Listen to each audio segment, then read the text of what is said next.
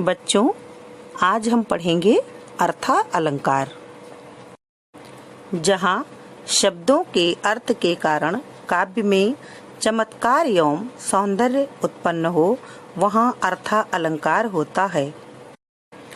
अर्था अलंकार के प्रमुख भेद: उपमा अलंकार, रूपक अलंकार, उत्प्रेक्षा अलंकार, अतिशयोक्त अलंकार, मानवीकरण अलंकार। अर्थालंकार में सर्वप्रथम उपमा अलंकार। जब दो व्यक्तियों या वस्तुओं में समान गुण धर्मों के कारण समानता बताई जाती है, वहाँ उपमा अलंकार होता है। जैसे गंगा तेरा नीर अमृत सम उत्तम है। उपमा के अंग: उपमेय, जिसकी समानता बताई जाए; उपमान, जिससे समानता बताई जाए; साधारण धर्म, समान धर्म। उपमेय और उपमान दोनों में जिस शब्द के द्वारा समानता स्पष्ट हो। वाचक शब्द: सा, सी, से, सम, सरिस, समान, सदृश आदि। जैसे उदाहरण में आपने देखा, गंगा तेरा नीर अमृत सम उत्तम है।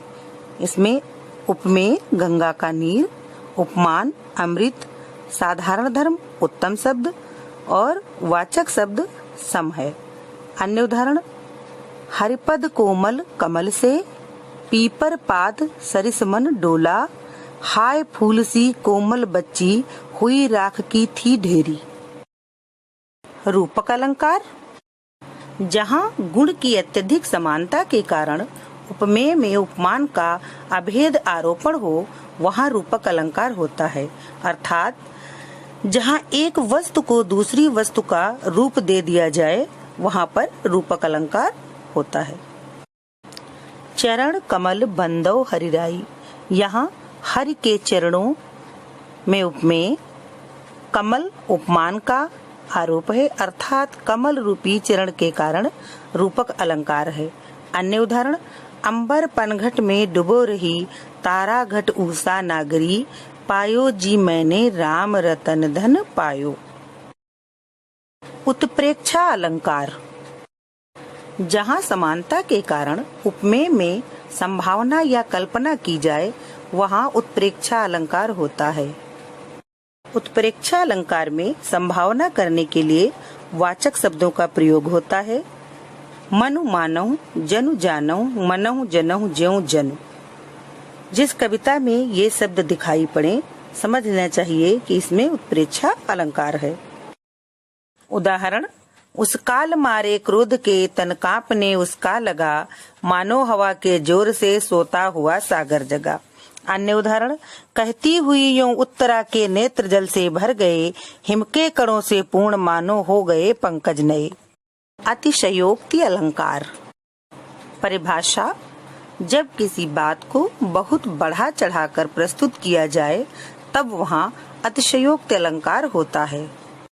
उदाहरण: हनुमान की पूंछ में लगन न पाई आग, लंका सगरी जल गई, गए निशाचर भाग। देखिए, यहाँ बात को कितना बढ़ा चढ़ाकर प्रस्तुत किया गया है कि हनुमान की पूंछ में आग लग भी नहीं पाई और सारी लंका जल गई, निशाचर भाग भी गए।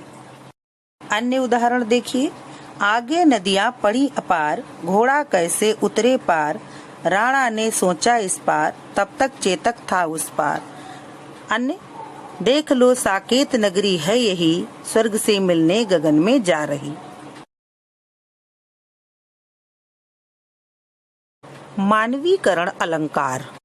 परिभाषा: जहाँ निर्जीव पदार्थों पर मानवीय क्रियाओं एवं भावनाओं का आरोपण किया जाए, वहाँ मानवीकरण अलंकार होता है। उदाहरण: उषा उदास आती है, मुख पीला ले जाती है। यहाँ उषा को मानव की भांति प्रस्तुत किया गया है। अन्य उदाहरण: पेड़ झुक झांकने लगे गर्दन उचकाए, बूढ़े पीपल ने आगे बढ़कर जुहार की, बोली अकुलाय लता ओंट हो किवार की। मेघ आए बड़े बन ठनके संवर के। मेघ आए कविता, यह संपूर्ण कविता मानवीकरण अलंकार से परिपूर्ण है।